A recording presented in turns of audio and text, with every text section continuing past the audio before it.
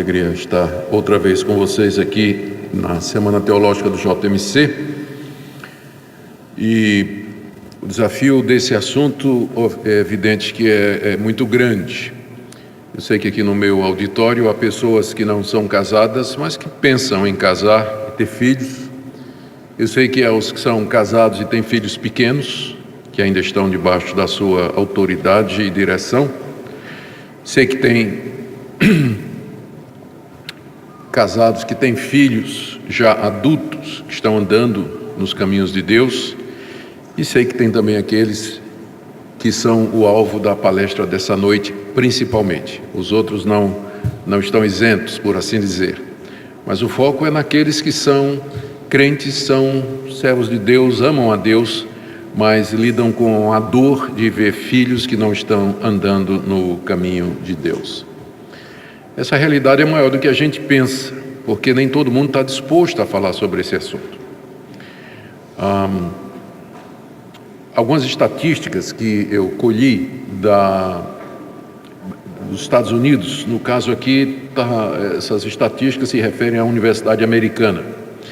Essas estatísticas, eu não tenho dados no Brasil, mas eu imagino que não é muito diferente. Depois de 20 anos na Universidade Mackenzie, 10 como chanceler, eu mais ou menos tenho a impressão de que os dados são esses mesmos no Brasil. E a minha experiência é numa universidade confessional. Mas nos Estados Unidos, mais de 50% dos jovens cristãos abandonam a fé no primeiro ano de universidade. Então, durante o primeiro ano que eles estão na universidade, mais de 50% dos filhos de pais crentes assumem uma postura nesses termos aí. 10% se tornam pródigos, do tipo assim, vai mesmo embora, não quer saber, tomam uma postura de afastamento e distanciamento total de tudo que tem a ver com a fé cristã. 40% ficam mais ou menos nômades, eles não abandonam completamente a igreja nem o cristianismo, mas aquele compromisso que tinha com o cristianismo foi embora. Uma vez perdida, vão para a igreja, cessam de ler a Bíblia, de orar, de ter as suas devoções particulares e frequentar a igreja, indo apenas uma vez ou outra. 20% se sentem exilados, ou seja, eles ficam meio que dentro da universidade, naquele ambiente, ainda se reconhecem como cristãos, mas eles estão completamente confusos, como alguém que está no exílio e não tem identidade, não sabe o que fazer. E apenas 30% permanecem firmes, segurando. Então, essas são as estatísticas das universidades americanas. Como eu disse, eu imagino que aqui no Brasil é parecido. E durante meu tempo na Universidade Mackenzie, que é uma universidade confessional, eu vi acontecer muito isso. Chegar o jovem cristão, às vezes ele era presidente da UPA, ele passou no vestibular, com 18 anos, 17 anos, foi para a universidade. E no começo, primeiro semestre até, ainda tentava manter algum vínculo com a sua igreja. A dificuldade é maior quando vem do interior, né? Os pais mandam o filho estudar numa outra cidade, e aí quando todos esses vínculos estão cortados, né? Papai não está presente, mamãe não está presente, a turma da igreja, os amigos que ele tinha, ele está sozinho no ambiente novo. Então aquilo que eu desconfio que foi uma desconexão emocional que já aconteceu no último ano do ensino médio, então agora ele tem possibilidade de assumir, porque o ambiente é novo, é outro, e aí ele parte para assumir essa situação de não mais professar ou andar na fé que os seus pais o ensinaram. Eu desconfio, como eu disse, que isso acontece antes mesmo de ir para a universidade. Não é que a universidade desvia o jovem cristão, mas dá a ele a oportunidade para expressar aquilo que já aconteceu no seu coração. Emocionalmente, ele já não estava mais ligado à igreja. Estava indo na igreja porque os pais levavam, porque cresceu na igreja, ou porque a namorada estava na igreja, ou, enfim, tinha algum interesse ali na comunidade. Mas uma vez que estas coisas se romperam, e esse ambiente então é um ambiente novo em que ele pode assumir o que ele sente realmente, as estatísticas são essas aí. Tá certo? São essas aí. É claro que a primeira pergunta que nós temos que nos fazer é a respeito daqueles dois versículos prediletos que nós gostamos muito. Primeiro, de Provérbios 22:6, ensina a criança no caminho em que se deve andar, e ainda quando for velho não se desviará dele. E aí vem, e aí, pastor? Essas estatísticas estão aí, mas e essa promessa que nós temos aí? Bom, a boa notícia é que desses desviados, né, desses que mais de 60% que tomam essa postura, uma parte retorna depois de um tempo. Não toda, mas alguns haverão de retornar. Então, eu preciso dar essa pitadinha de otimismo, né, para não desesperar, especialmente aqueles que estão pensando em casar. Essas duas passagens, também do livro de Atos 16:31, como sendo passagens que são muito mais descritivas do que geralmente acontece do que uma promessa de Deus, em geral. O livro de Provérbios é o registro da experiência dos sábios de Israel. É o registro daquilo que eles observavam no dia a dia. O que é que acontecia geralmente com o justo, se ele andava nos caminhos de Deus, se ele criava os filhos no caminho. Uma criança judia, educada no ambiente judaico, seguindo todos aqueles preceitos que Moisés ensinou na lei, dificilmente ela se desviaria de lá, até porque não tinha para onde ir. A ideia de um judeu se tornar um filisteu, um amorreu, um cananeu, um heveu, um jebuseu, é impensável, né? Então, no mínimo, toda aquela cultura o manteria ali. Então, é difícil você pegar Provérbios 22:6 e dizer que isso é uma promessa que Deus está fazendo para todos os pais, que todos os nossos filhos, que dos nossos filhos nenhum vai se desviar do caminho do Evangelho e que todos os nossos filhos vão morrer na fé. Porque se é essa a interpretação, então nós temos um problema. Nós temos um problema aqui, porque a experiência parece desdizer isso aí. E eu não quero nem tanto apelar para a experiência, mas eu quero dizer que nós encontramos isso na própria Escritura. Na própria Escritura. Nós encontramos diversos casos na Bíblia de homens de Deus cujos filhos não seguiram nos seus passos. Em alguns casos parece claro que esses homens de Deus falharam como exemplo e como pais. Mas em outros isso não é tão evidente. Às vezes homens que são considerados justos, que andaram nos caminhos de Deus, de quem a Escritura não tem nenhuma crítica a registrar, todavia geraram filhos ímpios, que não andaram nos caminhos de Deus, apesar do testemunho do Pai. As Escrituras, essa é o que eu vou tentar dizer, assume que é possível um homem de Deus gerar filhos que não seguirão seus caminhos. Eu estava pedindo a Deus que em nenhum momento eu desse a impressão de que nós não temos responsabilidade na criação dos nossos filhos. Todos nós falhamos na criação dos nossos filhos. Se os nossos filhos são crentes, é apesar de nós. É apesar de nós. Porque nós erramos, nós brigamos na frente deles, nós somos hipócritas, nós dizemos uma coisa e eles veem que a gente faz outra. Nós tomamos decisões erradas, disciplinamos demais, disciplinamos de menos. E a criança vê isso. Então, se algum filho nosso está andando nos caminhos de Deus, é apesar de nós. Só a graça, só a misericórdia de Deus. Por outro lado, em nenhum momento isso nos exime de fazer o que a Escritura nos diz. Instrua o filho nos caminhos de Deus. Crie os filhos na disciplina e na administração do Senhor. Eu sei que ontem vocês ouviram uma excelente palestra sobre isso. E esse é o nosso dever. O que eu quero lidar hoje à noite é com o seguinte fato: que mesmo depois de nós termos feito o melhor que podíamos, no melhor do nosso entendimento, ainda assim é possível que o seu filho não vai seguir no caminho que ele aprendeu. E aí o que é que a gente faz com isso? É isso que eu quero nessa noite, a respeito disso, eu quero falar nessa noite, se Deus permitir. Bom, vou começar com um homem de Deus bastante conhecido, dos 3 patriarcas, é o único de quem não se tem crítica nenhuma. Isaac, homem de Deus, manso, é um dos exemplos de fé, é um dos pais de Israel, mas teve 2 filhos, Jacó e Esaú. Tendo Esaú 40 anos de idade, tomou por esposa Judite, filha de Beri, Eteu, e a Basemate, filha de Elon, Eteu. Ambas se tornaram amargura de espírito para Isaac e para Rebeca.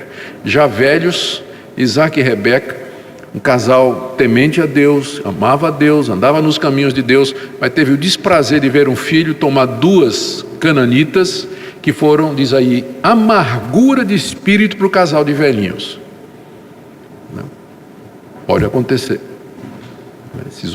Esse casal de Deus teve um filho que causou toda essa amargura e dor no coração deles.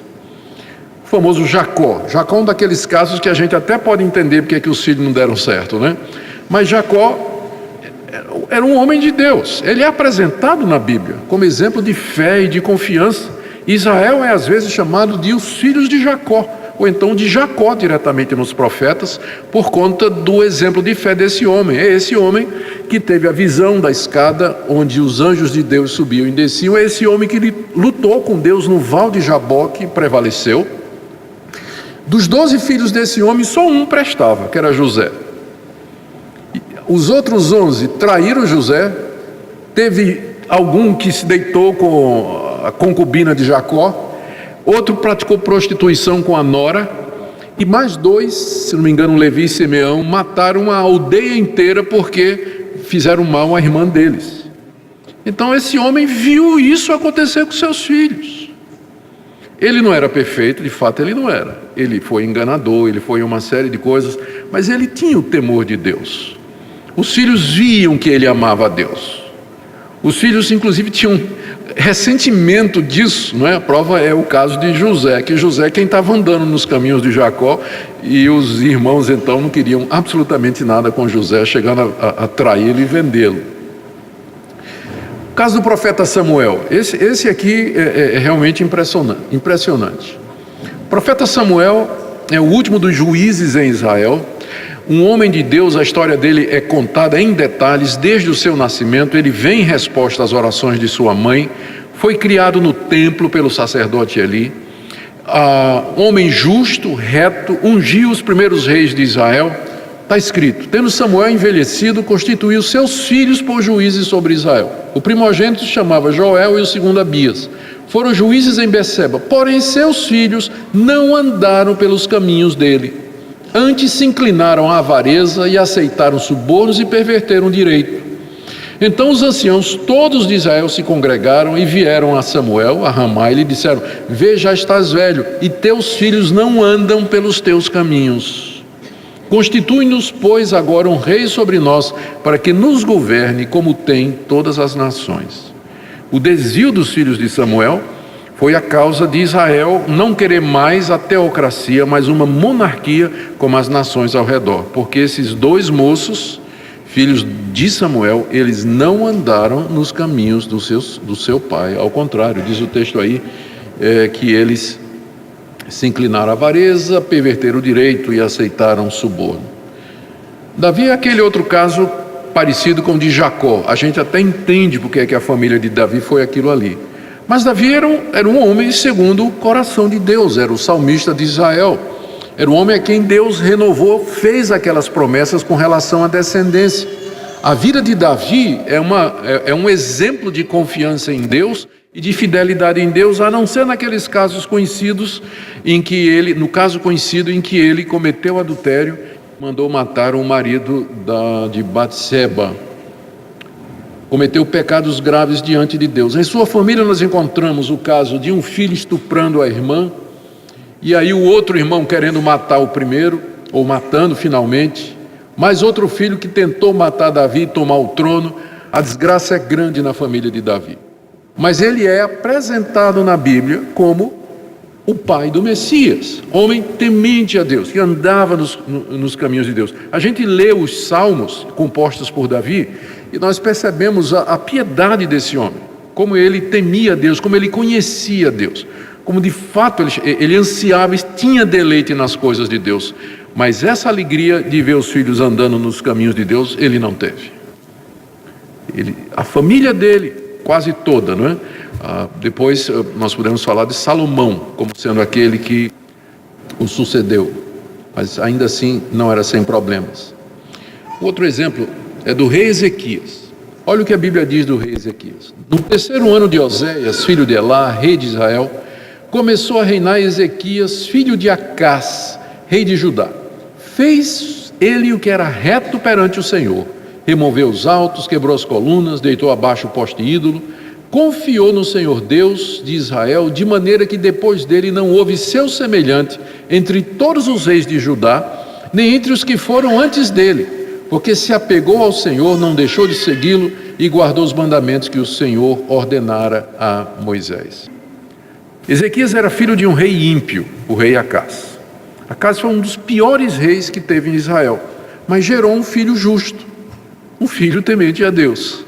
E esse filho fez uma das maiores reformas em Israel, aboliu toda a idolatria, derrubou as imagens, quebrou o poste ídolo, destituiu os sacerdotes pagãos, renovou o culto a Deus, renovou o templo, reformas extraordinárias feitas por Ezequias.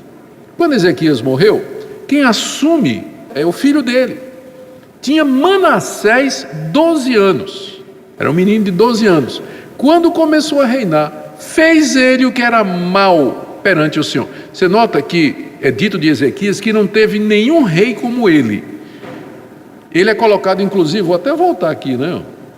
Diz o texto aí: confiou no Senhor Deus de Israel, de maneira que depois dele não houve seu semelhante entre todos os reis de Judá, nem entre os que foram antes dele.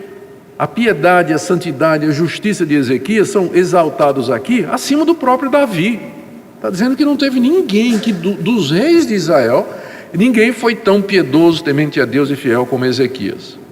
Mas aí o filho dele, Manassés, fez o que era mal perante o Senhor, segundo as abominações dos gentios que o Senhor expulsara de suas possessões, de diante dos filhos de Israel, pois tornou a edificar os altos que Ezequias seu pai havia destruído, e levantou altares a Baal, e fez um poste ídolo, queimou seu filho como sacrifício, adivinhava pelas nuvens, era agoureiro, tratava com médios e feiticeiros, prosseguiu em fazer o que era mal perante o Senhor para o provocar ira. E Manassés de tal modo os fez errar ao povo de Israel, que fizeram pior do que as nações que o Senhor tinha destruído de diante dos filhos de Israel. Esse para mim é um dos exemplos assim que mais nos perturba. Você ter esse homem, santo homem de Deus, com esse testemunho, com esse compromisso, e o filho de 12 anos, quando assume o trono, ele é exatamente o oposto do pai. Ele vai contra tudo que seu pai acreditava, contra tudo que seu pai fez, não andou nos caminhos de Deus, e pior do que não andar nos caminhos do pai, ele foi contra tudo que o pai fez, guerreou claramente, explicitamente contra aquilo que seu pai acreditava que seu pai tinha feito. Então essa é uma situação que eu encontro na Escritura. Há uma outra situação aqui, de um pai justo que gera um filho ladrão. Isso está lá em Ezequiel 18. O profeta Ezequiel assume no capítulo 18 que um homem justo pode gerar um filho ladrão e vice-versa, sem que necessariamente os méritos de um passem para o outro. O contexto: Ezequiel estava profetizando ao reino de Judá. O reino do norte de Israel já tinha sido levado em cativeiro, restava o reino do sul, cuja capital era Judá. E os judeus estavam dizendo, os que ficaram na terra prometida, estavam dizendo que eles estavam pagando pelos pecados dos pais. Os pais é que tinham cometido o erro, mas eles é que estavam sofrendo por causa dos pecados dos pais. Aí então veio essa palavra. Veio a mim, Ezequiel dizendo, veio a mim a palavra do Senhor dizendo: que tendes vós que acerca da terra de Israel, proferis esse provérbio dizendo: os pais comeram uvas verdes e os dentes dos filhos é que embotaram. Hoje em dia a gente diria assim: os pais comeram a feijoada, mas os filhos é que tiveram dor de barriga, né? Tão certo como eu vivo, diz o Senhor Deus, jamais direis esse provérbio em Israel. O provérbio queria dizer isso: nossos pais pecaram, mas os efeitos somos nós que estamos sofrendo. Os nossos pais é que foram maus diante de Deus, e nós é que seremos levados em cativeiro. E é injusto, eles estavam dizendo isso. Tão certo como eu vivo, diz o Senhor Deus, jamais direis este provérbio em Israel. Eis que todas as almas são minhas, como a alma do pai, também a alma do filho é minha. A alma que pecar, essa morrerá. Aí ele dá aqui um exemplo.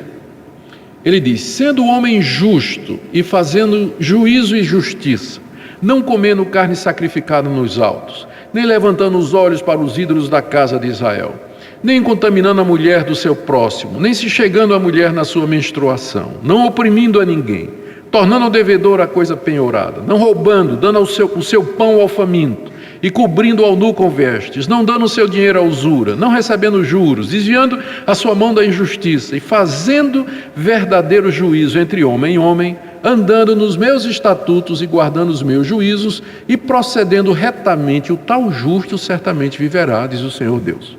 É claro que Ezequias está descrevendo aqui a justiça segundo a antiga aliança. Então o homem era considerado justo se ele guardasse todos aqueles preceitos. Há elementos aqui da lei cerimonial, há elementos da lei moral de Deus, permanece até o dia de hoje. Então, mas a justiça em Israel era medida por esses parâmetros, e Ezequiel está imaginando isso. Pense num homem justo, num homem que anda em todos os caminhos de Deus. Se ele obedecer, andar nos caminhos de Deus, então certamente viverá. Se ele gerar um filho ladrão, então pode? Como assim? O homem é justo, né?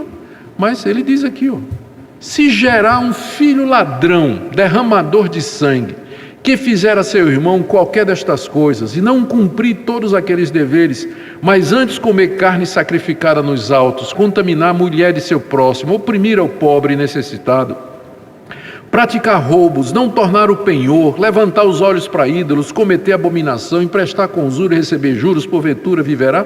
Não viverá. Todas as abominações ele fez e será morto, o seu sangue será sobre ele. Então a primeira hipótese, primeiro quadro, você tem um homem justo, que anda nos caminhos de Deus, que teme a Deus, mas ele gera um filho ladrão. E esse filho faz exatamente o contrário do que o pai fez, como Manassés fez com relação ao seu pai Ezequias. A pergunta é, a justiça do pai, a bênção de Deus sobre o pai, vai para o filho, mesmo que o filho não ande nos caminhos do seu pai? Resposta, não. Aquele filho vai pagar pelo que fez. A alma que pecar, essa morrerá. Então, ele vai morrer, aquele filho, apesar de ter tido um pai temente a Deus e um pai justo. Agora vamos para o outro caso. E se ele gerar um filho, agora estamos falando do filho ladrão, né? Que está gerando agora um filho reto. Eis que se ele gerar um filho que veja todos os pecados que seu pai fez, e vendo-os não cometer coisa semelhante, não comer carne sacrificada nos altos, não levantar os olhos para os ídolos da casa de Israel, não contaminar a mulher de seu próximo, não oprimir a ninguém, não retiver o penhor, não roubar, der seu pão ao faminto, cobrir ao nu com vestes, desviar do pobre a mão, não receber usura e juros, fizer os meus juízos e andar dos meus estatutos, o tal não morrerá pela iniquidade de seu pai, certamente viverá. Quanto a seu pai, porque praticou extorsão, roubou os bens do próximo e fez o que não era bom no meio de seu povo, eis que ele morrerá por causa da sua iniquidade. Então, a resposta de Deus através de Ezequiel foi: vocês estão indo para o cativeiro por culpa de vocês. Vocês não estão aqui sofrendo por causa dos pecados dos seus pais, não, mas por causa dos seus próprios pecados, porque a alma que pecar, essa morrerá. A justiça do pai não passa para o filho, e também a iniquidade do pai e o castigo do pai também não passa para o filho. Mas cada um responderá diante de Deus. Aí o povo de Israel, peraí, mas não está lá dizendo em Êxodo 20, não farás para ti imagem de escultura, não as adorarás, nem lhes darás culto, porque eu sou o Senhor teu Deus, Deus zeloso, que visito a iniquidade dos pais até a terceira geração daqueles que guardam misericórdia até 1000 gerações daqueles que me amam e guardam os meus mandamentos, e até terceira e quarta geração eu puno a iniquidade dos pais nos filhos. E agora, Ezequiel, o que é que eu faço com essa passagem? Exatamente, né? Mas dizeis, por que não leva o filho a iniquidade do pai, como está lá em Êxodo 20, no terceiro mandamento? Resposta de Ezequiel, porque o filho fez o que era reto e justo, e guardou todos os meus estatutos e os praticou, e por isso certamente viverá. A alma que pecar, essa morrerá. O filho não levará a iniquidade do pai, e nem o pai a iniquidade do filho. A justiça do justo ficará sobre ele, e a perversidade do perverso cairá sobre ele. Aqui Ezequiel está fazendo uma interpretação de Êxodo 20, daquela passagem em particular, dizendo, mais ou menos o resumo é esse: Deus castiga a maldade do pai no filho, se o filho andar no mesmo caminho do seu pai. Mas se ele se converte, se ele se arrepende, se ele não anda no caminho do seu pai, a iniquidade do pai não será imputada a ele. Ele viverá porque se arrependeu, porque anda nos seus caminhos. E aqui você já tem uma resposta para a quebra de maldição, não é? Quebra de maldição é essa heresia no meio evangélico, que diz que mesmo depois que uma pessoa se converteu, aceitou Jesus, foi justificada dos seus pecados, nascida de novo, aceita por Deus, ainda assim, se ela não for feliz, não for bem-sucedida, pode ser que é por causa que ela está sofrendo os pecados dos pais.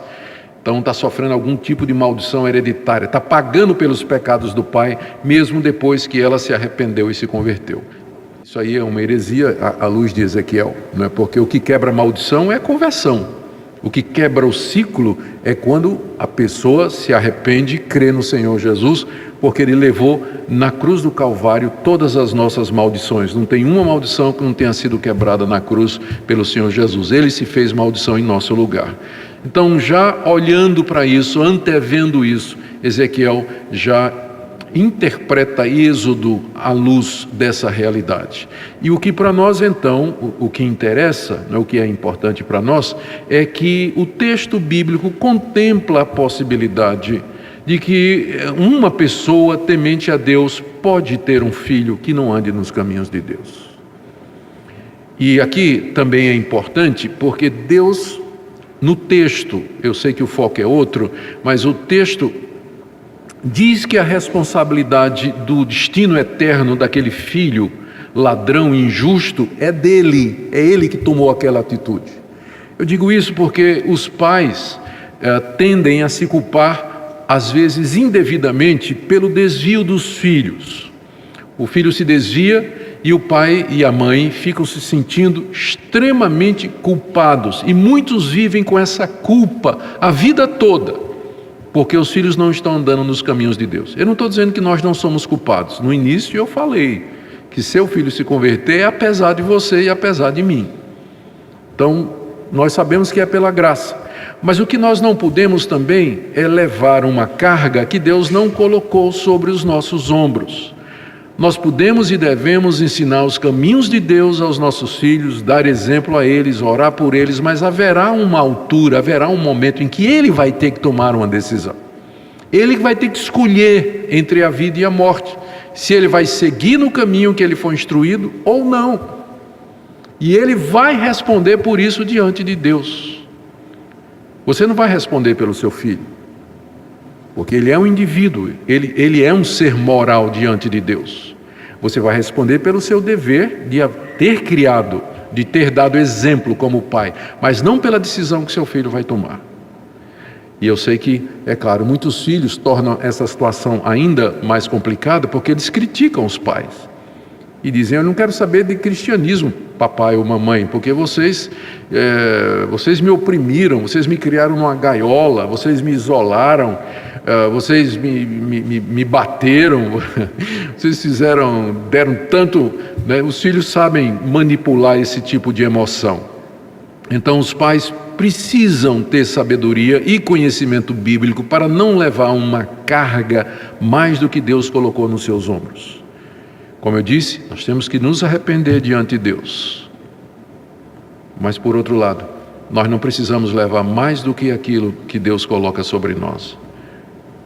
Então, penso que Ezequiel é muito útil nesse sentido. Nós poderíamos ainda mencionar aqui o texto do filho pródigo, que não somente confirma o que nós dissemos, mas também traz um raio de esperança. Era um homem que amava seu filho, era um homem temente a Deus, sem dúvida nenhuma, porque se não tivesse ensinado ao seu filho os valores, a parábola que Jesus contou não faria sentido, faz sentido porque o filho se desviou exatamente daquilo que ele tinha aprendido. O filho foi embora, pediu a parte que lhe cabia, e depois de um tempo o filho volta, mas teve um período, a gente não sabe quanto tempo, em que aquele filho passou longe dos caminhos de Deus. Enquanto que seu irmão ficou, ele foi embora. E durante, como eu disse, talvez anos, aquele pai viveu, e mãe, viveu o sofrimento de ver um filho que não estava andando nos caminhos de Deus, apesar de ser daquele tipo de pai que ficava esperando a volta do filho todo dia, como a parábola nos ensina. Eu queria agora passar para algumas orientações práticas, ou sugestões práticas, dentro dessa situação, e depois eu vou abordar mais duas questões teológicas relacionadas com isso. Bom, primeiro, eu já falei sobre isso, mas vou repetir. Nós temos que lembrar que nós não somos o Espírito Santo. Podemos e devemos instruir os nossos filhos no caminho de Deus, dar exemplo a eles, orar com eles e por eles, devemos fazer isso, mas você não é o Espírito Santo. Às vezes, particularmente as mães, os pais também, a mãe se sente tão aflita porque o filho não está andando no caminho de Deus, que qualquer oportunidade que ela tem, WhatsApp, Twitter, se o filho der uma brecha, lá vem a tijolada de versículo bíblico, né? Pá! Então, filho, olha o que eu achei. Aí vem aqueles vídeos, né? Cristãos, né?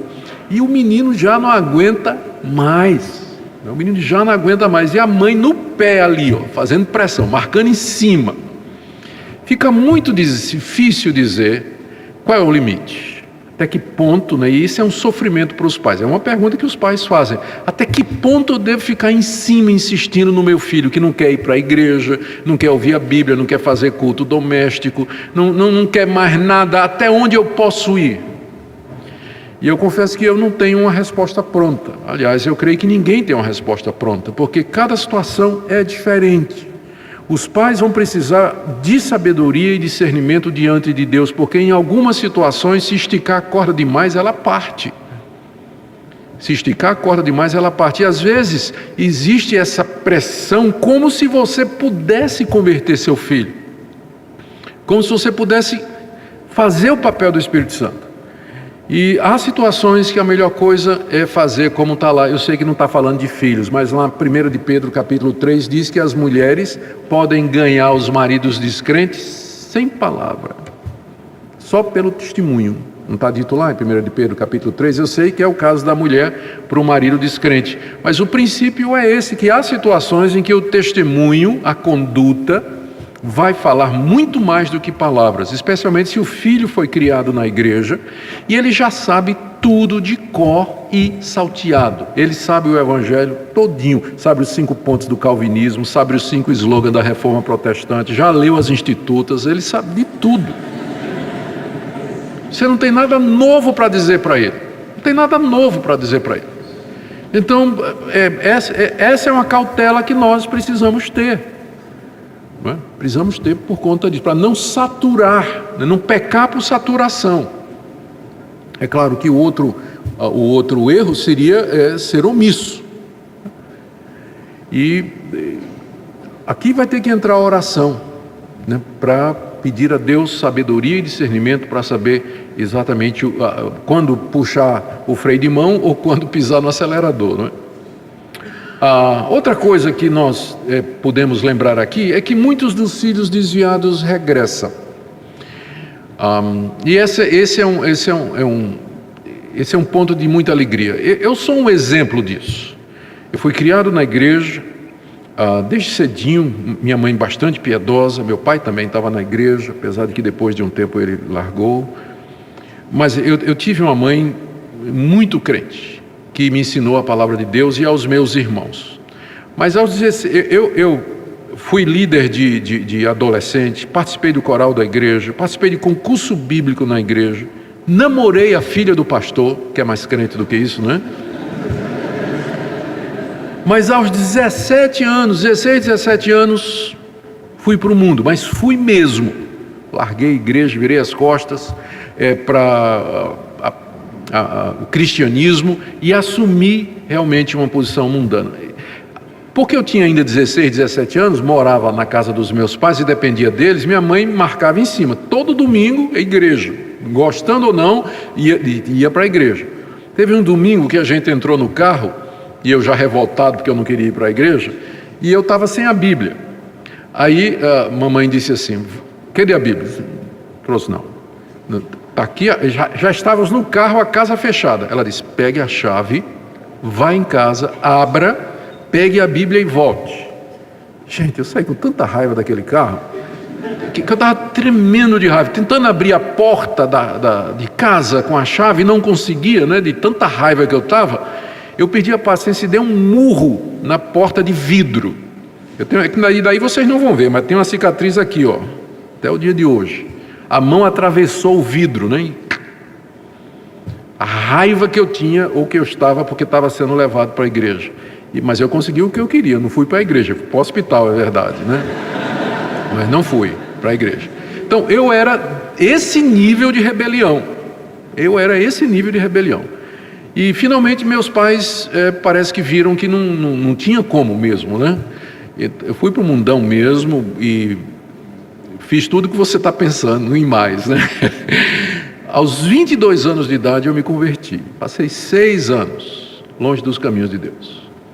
E eu voltei. E na noite que eu me converti, em setembro de 1977, na noite que eu me converti, tudo que eu tinha aprendido como criança e quando adolescente e jovem na igreja, voltou. Os hinos, os textos bíblicos, parecia que eu nunca tinha saído, né? Tudo estava fresco na mente. E de lá até o dia de hoje, graças a Deus, quando eu me converti, os meus amigos fizeram uma aposta para ver quanto tempo eu ia durar na igreja. A aposta mais bondosa não dava mais do que 3 meses. Tinha gente que apostava em 2 semanas, né? Já fazem quase 40 anos, pela misericórdia de Deus. Bom, então, eu sei de casos de gente que se converteu na família da minha esposa. Eu sei de casos de gente que se converteu com mais de 60 anos de idade. Os pais não viram, os pais morreram sem ver o filho convertido, o filho desviado, eles não viram. Mas aos 60, 70 anos de idade, foi nessa faixa aí, um dos tios da minha esposa teve essa experiência e voltou para o Evangelho, voltou para a igreja, voltou para o lar, não é?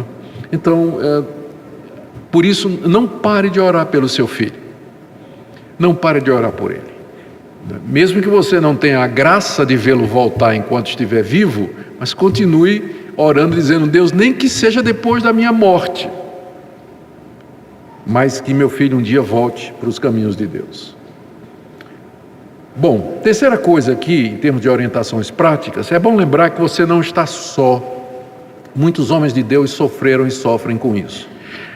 Alguns exemplos que eu posso mencionar, porque eles são longe de nós e alguns já morreram. O famoso Francis Schaeffer, homem de Deus que marcou toda uma geração. Todo estudante de seminário, todo pastor já leu alguma coisa de Francis Schaeffer, ouviu falar dele na área de apologética. Um homem que Deus levantou no mundo, numa época em que o cristianismo precisava se defender da pós-modernidade que estava chegando. Uma mente clara, brilhante. Ele construiu um ministério chamado L'Abri, na Suíça, onde ele abrigava e recebia jovens estudantes ou pastores que tinham dúvidas a respeito da existência de Deus ou das grandes questões relacionadas com essa existência. Ele gerou um filho chamado Frank Schaeffer, né, o nome dele, o Francis Schaeffer Jr., o Frank. E o Frank não somente não seguiu os caminhos do pai, mas se levantou contra o seu pai.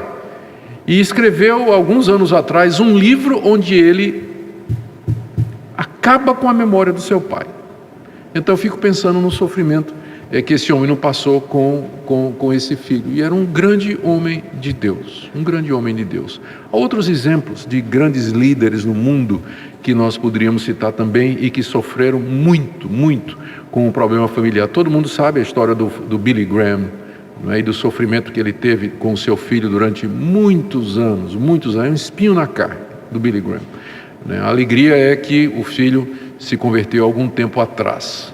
Mas uns 20 anos, mais ou menos, esse que é considerado um dos maiores evangelistas do mundo, ele carregava essa dor, não é? Para onde ele ia, esse espinho na carne. Então, lembre que às vezes você pode sofrer a tentação de pensar: por que é que Deus está me punindo em particular? Por que só eu?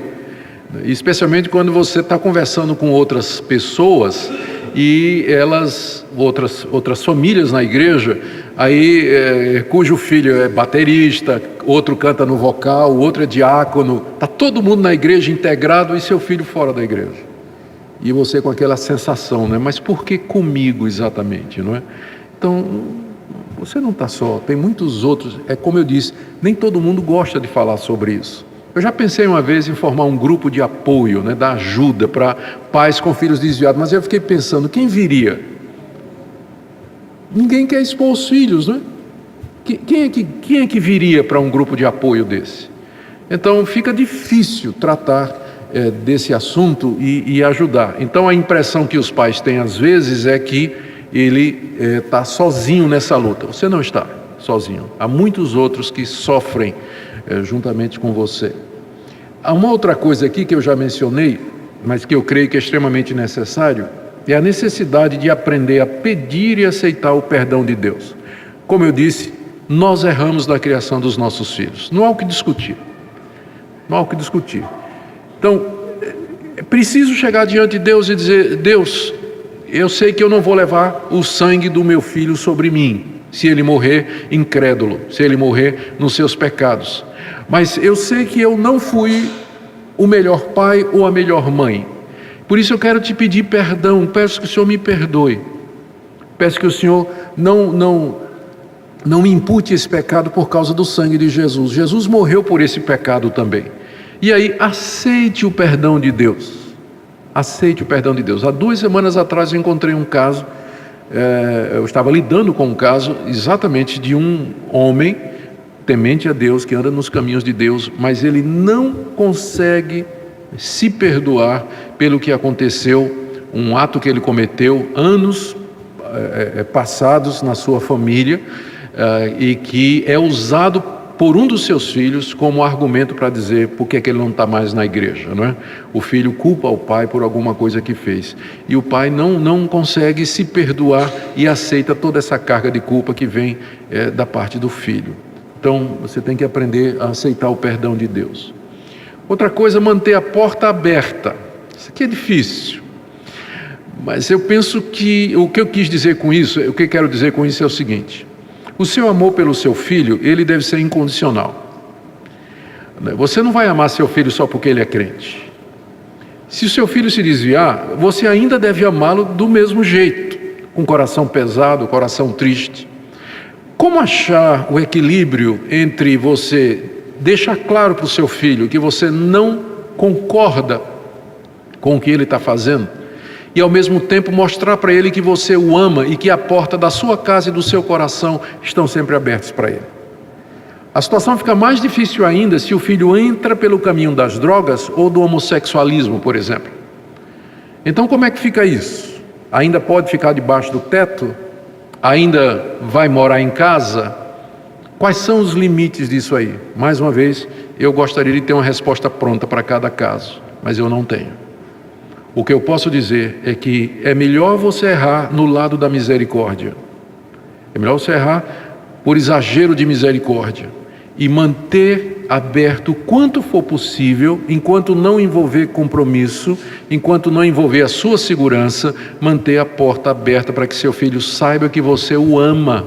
E isso talvez seja o maior testemunho que ele vai ter na sua vida, porque ele tem consciência, ele sabe o que ele está fazendo. Ele vai dizer: apesar de eu ser esse canalha que eu sou, ainda assim meu pai e minha mãe me amam e não me tratam como eu mereço. Então, de repente, esse pode ser o melhor testemunho que seu filho pode ter, se houver amor e compaixão. Eu vou terminar com 2 questões. Primeiro, e no caso de presbíteros e pastores que têm filhos desviados? Porque essa é uma questão que frequentemente é levantada por conta desses 2 textos. Primeiro a Timóteo, capítulo 3, verso 4, os requisitos que Paulo coloca para quem aspira ao episcopado, entre eles está que governe bem a própria casa, criando os filhos sob disciplina, com todo respeito. Pois se alguém não sabe governar a própria casa, como cuidará da igreja de Deus? A mesma coisa repetida em Tito 1,6. Alguém que seja irrepreensível, marido de uma só mulher, que tenha filhos crentes que não são acusados de dissolução, nem são insubordinados. Eu quero acreditar que o que Paulo tinha em mente aqui era aquela situação em que os filhos ainda estão sob o domínio do pai. Os filhos ainda estão dependendo do seu pai e debaixo da autoridade do pai. E de fato, vamos convir, se um homem não é capaz de disciplinar, corrigir, controlar e governar filhos, adolescentes e jovens que estão debaixo de sua autoridade, como é que ele vai fazer isso com os filhos dos outros? Como é que ele vai fazer isso com a igreja? Então, eu penso que esse é o ponto aqui. Agora, há uma certa altura que os filhos se tornam autônomos, independentes e são indivíduos que vão responder diante de Deus. Nós já vimos isso aqui. Então, eu não creio que um pai, ele pode ser responsabilizado, tendo feito o dever de casa no melhor do que ele podia, no melhor conhecimento que ele tinha, que o seu filho, já adulto ou independente, como um ser moral responsável, de repente toma decisões que não se encaixam ali. E não se encaixam ali. O fulcro da questão é essa: se um homem que tem filhos debaixo da sua autoridade, debaixo do seu teto, e que pode dizer para eles, você vai fazer isso, você não vai fazer isso, se ele tendo essa autoridade e esse poder, ele não a exerce corretamente, ele está desqualificado para ser líder na igreja. Mas se isso acontece numa fase em que ele não tem mais autoridade sobre seus filhos, então eu não penso que esse versículo se aplique, porque aí nós já vimos lá em Ezequiel, né? Nós temos que entender que a responsabilidade então vai ser imputada ao filho. É assim que eu entendo essa passagem. A última questão: pastor, como é que eu vou ser feliz no céu me lembrando do meu filho que foi para o inferno? Mas eu sei que você pensa nisso, não? Mas como é que eu vou ser? Eu tenho um filho querido, amado, que está indo para o inferno. Não? E se ele morrer e for para o inferno, como é que vai ser o céu? Eu me lembrar do meu filho lá no inferno, lá no céu, como é que vai ser isso? Alguns tentam escapar dessa questão dizendo, mas no céu a gente não vai lembrar de nada. Eu não acho que é verdade. Eu não acho que essa é a melhor saída, não. Porque o céu só será céu se você lembrar porque é que você está lá. Não é isso? Que você foi lá pela graça, porque Jesus Cristo morreu pelos seus pecados, e você vai ter que lembrar quais foram, senão não vai fazer sentido. Então, apagar a memória não é a solução para esse problema aqui. A solução está nas palavras do próprio Jesus, Mateus 10, 34 a 39. Não penseis que vim trazer paz à terra. Não vim trazer paz, mas espada.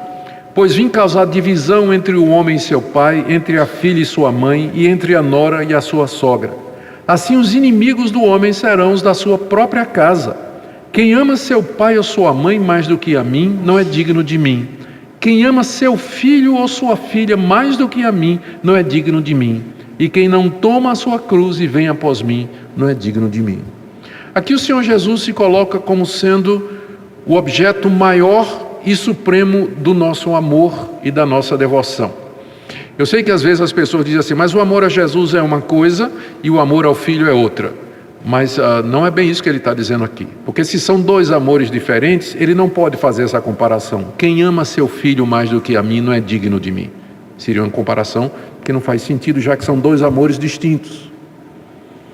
Mas o que ele está dizendo aqui é que nós devemos amá-lo mais do que nós amamos os nossos filhos.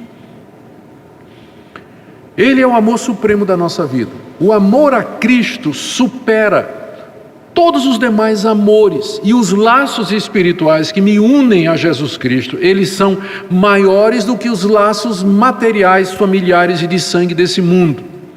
A relação pai e filho, mãe e filha, pertence a esse mundo. No mundo vindouro que se aproxima, o que vai prevalecer é a relação espiritual entre nós e o nosso Senhor Jesus Cristo. Portanto, à luz dessa relação gloriosa, essa comunhão perfeita nossa com o Pai e com o Filho, estas outras relações humanas, ainda que de sangue, elas vão desvanecer no pano de fundo, a ponto de que você vai lembrar de um filho que você teve aqui nesse mundo, Não como um filho querido que você teve aqui nesse mundo, de fato ele era, mas como alguém que se rebelou contra Deus e que está sofrendo com justiça no inferno por causa dos seus próprios pecados. E você vai exaltar a glória de Deus e vai dizer: Deus é justo. E essa consciência da justiça de Deus apagará toda mágoa, enxugará toda lágrima dos seus olhos. Tem uma outra passagem aqui, Marcos 3, 31 a 34. Nisto chegaram sua mãe e seus irmãos, e tendo ficado do lado de fora, mandaram chamá-lo. Muita gente estava sentada ao redor dele e lhe disseram: olha, Jesus, tua mãe, teus irmãos e irmãs estão lá fora à tua procura. Então ele lhes respondeu, dizendo: quem é a minha mãe e meus irmãos? E correndo a olhar pelos que estavam assentados ao redor, disse: eis minha mãe e meus irmãos. Portanto, qualquer que fizer a vontade de Deus, esse é meu irmão, irmã e mãe. É uma passagem similar àquela em que Jesus diz que a verdadeira família, a família que vai prevalecer, permanecer para sempre, é a família de Deus. A minha mãe, os meus irmãos, os meus filhos são estes que, nas palavras de Jesus, fazem a vontade de Deus. Essa é a minha família. E essa família que vai são estes laços familiares que vão prevalecer na eternidade. Por isso eu posso pensar na glória, estar com minha família verdadeira na glória e olhar para trás, lembrar do acontecido de minha vida aqui e não ter qualquer emoção que perturbe aquela felicidade eterna que Deus prometeu a seus filhos. Uma palavra: quem pretende casar e ter filho. Então eu espero que essa palavra que eu trouxe aqui hoje à noite não desencorajou você, né? Alguém pode dizer: pastor, depois dessa aí eu posso até casar, mas filho, quero nem saber. Não era esse meu objetivo. Não era esse meu objetivo. Porque independente, a gente deve casar, pode, né? e anseia casar e ter filhos. Sem dúvida nenhuma, a maior alegria que nós poderíamos ter é ver todos os filhos caminhando ou andando nos caminhos de Deus. Mas a gente sabe que o casamento e a família, ele serve a outros propósitos, além do que simplesmente semear a população do céu. Há outros objetivos e propósitos que a Bíblia declara para a existência da raça humana e para que ela se multiplique e domine a terra, que não somente popular o céu. Então, que não seja isso que você ouviu nessa noite, que faça você desistir do desejo de casar e ter filhos. Eu garanto a você que as alegrias são muito maiores do que as tristezas. Garanto a você. Pode perguntar a outros também. Aos que têm filho pequeno e adolescente, eu não quero ser estraga-prazeres, mas tiro do seu coração aquele risinho, né? Que diz assim: isso nunca vai acontecer comigo, né? Meus filhos, você olha para os seus filhos e diz assim: e essas coisinhas lindinhas, olha esses meninos aqui, indo para a escola dominical, já acorda de manhã, já conhece, já ora, vamos orar papai do céu, né? Espera os 16 anos, os 17 anos. Então, eu não quero estragar a sua alegria. Curta os seus filhos, mas não pense no seu coração que você está isento disso, que a sua família está isenta disso. Não pense assim, porque homens e mulheres melhores do que você passaram por isso. Passaram por isso. Então o que você tem que dizer é: Deus, tenha misericórdia.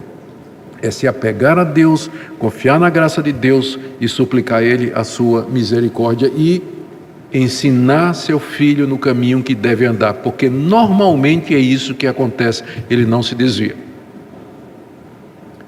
Mas não alimente uma atitude de arrogância no seu coração. E isso tem a ver também com a atitude de crítica que, às vezes, silenciosa, que nós temos para com aqueles pais cujos filhos ou cujo filho está desviado. Lá no coração a gente faz uma crítica silenciosa, especialmente se os nossos filhos são pequenos, estão andando nos caminhos, não é? Estão na igreja, indo para a igreja, feliz da vida, e a gente vê um casal que tem filho que não está andando no caminho de Deus, aí a gente lá dentro do coração, a gente se considera um pouquinho maior. Então não faça isso, não faça isso. Então você não sabe o que é que está acontecendo de fato, você não sabe o que é que está acontecendo, e às vezes, como eu disse, você ensinou seu filho, você deu exemplo para ele, você orou com ele, por ele, fez o melhor que você podia dentro daquilo que você sabia, mas ainda assim, a uma certa altura, o seu filho tomou a decisão que ele tomou. Então você não sabe o que é que de fato aconteceu. Aos que têm filhos desviados, eu acho que já falei bastante sobre isso. Não desista de orar pelo seu filho, ame o seu filho, mantenha a porta aberta. Lembre que você não é o único que está sofrendo com isso. Peça perdão a Deus pelos seus erros, aceite esse perdão de Deus e fique na expectativa como o pai do filho pródigo. A misericórdia de Deus é maior do que a gente pensa. E por último, os que têm filhos andando no caminho de Deus. Que privilégio! Você já vê os seus filhos crescidos, não é? Grandes e andando nos caminhos de Deus. Que bênção! Graças a Deus por isso. Louve a Deus por isso e reconheça que é a misericórdia e o favor de Deus. Não porque você é mais ou melhores do que outros casais, mas a misericórdia de Deus abençoa a sua vida nesse sentido. Louve a Deus por isso, agradeça pelos seus filhos, curta, ame, se alegre, porque de fato é um privilégio quando você pode dizer a Deus: eu e minha casa serviremos ao Senhor. Que Ele conceda a todos nós esse privilégio. Amém? Ó Deus, nós te agradecemos pelas tuas ricas promessas, pela tua misericórdia. Nós te agradecemos pelo privilégio de viver para a tua glória. Queremos orar, ó Deus, pelos nossos filhos. Oro por aqueles que pensam em casar. Dá-lhes a graça de casar no Senhor. Oramos também por aqueles que têm filhos pequenos debaixo da sua autoridade, ainda adolescentes. Dá-lhes a graça e a sabedoria, Senhor, nos conflitos, nas decisões que eles têm que tomar, que não são fáceis. Oramos também, Senhor, por aqueles que têm filhos desviados. Consola os seus corações, ó Deus. Enche-os de esperança, dá-lhes renovado espírito de oração e intercessão. E enche o coração de amor para com o filho pródigo. E obrigado por aqueles cujos filhos estão andando nos teus caminhos, ó Deus. Abençoa-os, enche-os de alegria e gratidão. E obrigado por esse tempo juntos. Em nome de Jesus. Amém.